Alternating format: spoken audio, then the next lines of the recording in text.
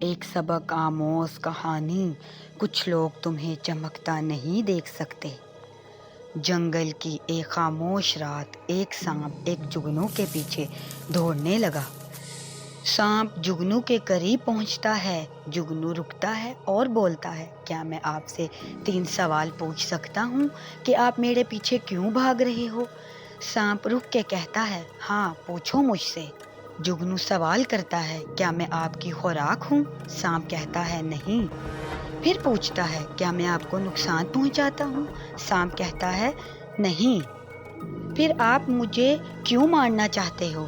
سانپ کہتا ہے کیونکہ میں تمہیں چمکتا نہیں دیکھ سکتا۔